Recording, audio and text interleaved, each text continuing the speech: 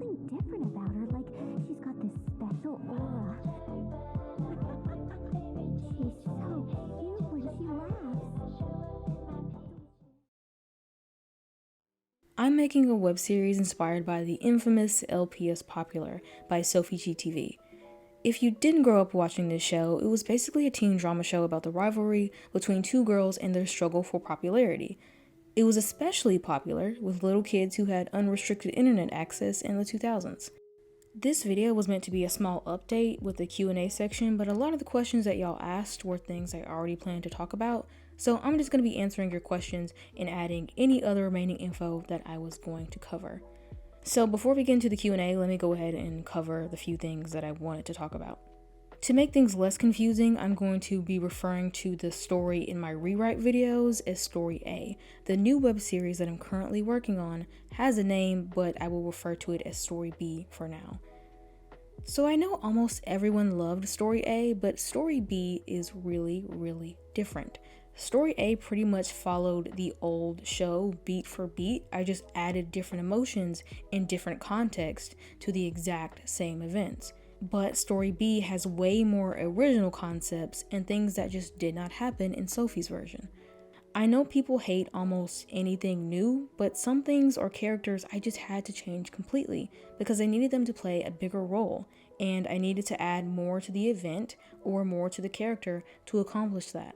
It is really annoying when there's a book or a show or some media that we enjoyed, it gets a reboot and the writers change almost everything about it that made it good. But sometimes the writers succeed at making it better or more complex than the original media. Arcane or Castlevania are some pretty good examples of that. If you usually like my rewrites, just trust that I know what I'm doing and that you'll probably like Story B a lot more. Anyway, a better update is that it's 100% confirmed that the two main leads will either have a past history or a present struggle with EDs. In Story A, I did retcon my decision to not include the eating disorders in the storyline, but only kinda. In the second part of my rewrite series, I did say that the girls will have insecurities related to their bodies, but it still would not be a full-blown ED. But I decided to change that. I understand that's something from the original that people really related to, and I found a way to implement it in a way that works for me and the story that I'm trying to tell. I think I said in my first LPS Popular video that my rewrite is meant to be a mixture of euphoria and heartstopper, so my rewrite would be a wholesome, sweet story, but also have mature topics and drama. I feel like Story A didn't really follow through on the wholesome, sweet aspect of Heartstopper as much as it could. I didn't really do a good job of balancing the two, but Story B is the perfect mix of both shows, and it still feels original and unique. Story B has more of a queer and sapphic focus, specifically the feelings and emotions that come with being a queer girl in high school. The genre has shifted from just a teen drama to a teen drama with romance on the side. But do not panic, it's still not a complete, full-blown romance. There is so much trauma and drama that the girls have to sort out before getting together, and even then, it's not all sunshine and rainbows. The best way I can explain it is, in Story A, the girls dating was just a nice little cherry on top that would be developed at the very end, and I wasn't even completely sure that I would do it. In Story B, it's there from the very beginning and stays till the end. It's like Katra and Adora. Whether you think their relationship is toxic or not is not my point. My point is, even though the two had a lot going on, you could tell they were endgame and that Nate Stevenson planned it that way from the beginning. And they had arcs and things they had to work through outside of each other. That's basically how it will be. Alright, now we can move on to the Q&A. Voice acting. Will you be looking for voice actors? Yes. Next question. Will you be looking for voice actors with a lot of experience or a little bit? Experience isn't super important to me. You can have little experience and still be good. I'm more so looking on how well your voice matches the characters. But if you don't have experience, then I at least want you to have practiced consistently and done the work to learn how to better your performance. Maybe this is through online voice acting courses or just videos on YouTube. Either way, experience or a lot of practice is definitely preferred. Characters. Will the characters' designs remain the same?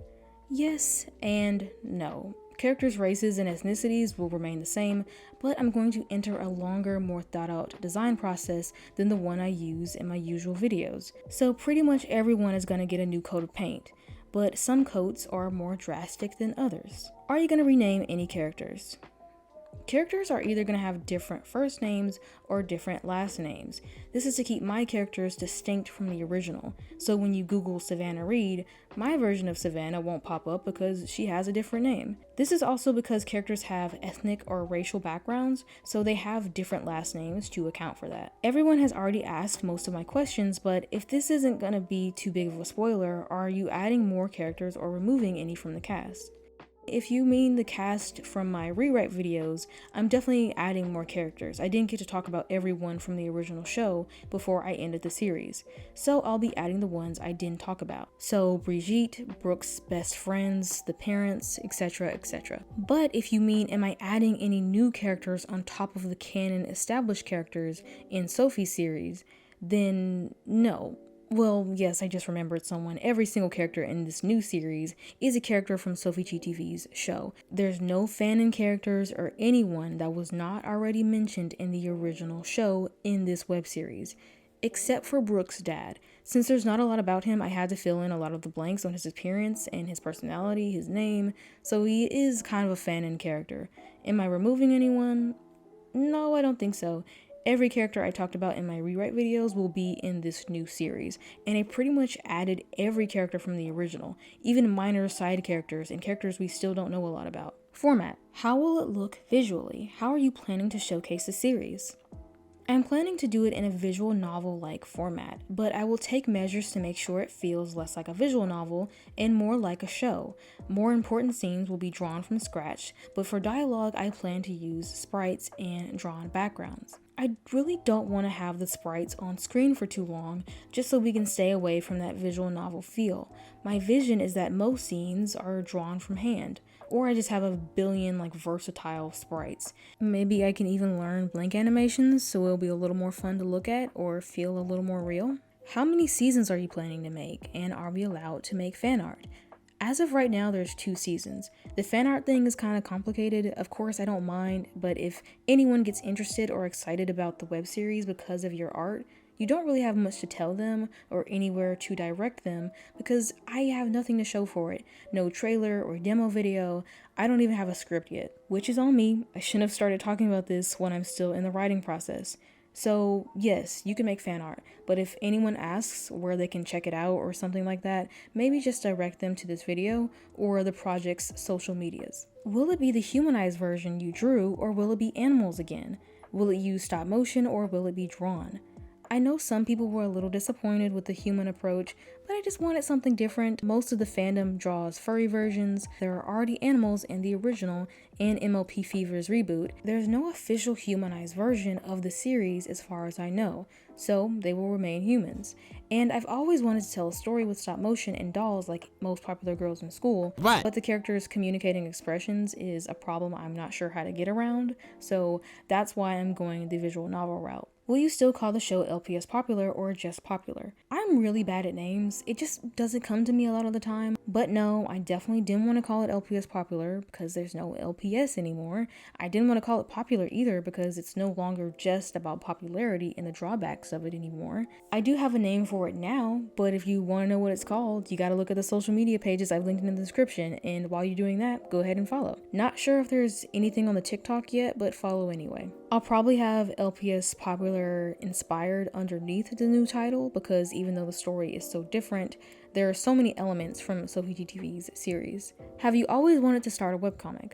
Whether you mean web series or webcomic, the answer is yes.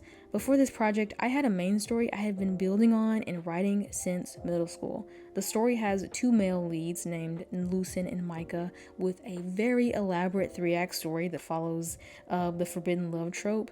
But their love isn't forbidden because they're both men. It is so much bigger than that. There's a lot of blood and a lot of secrets, and I did want to start a webcomic with them and start posting it on Webtoon.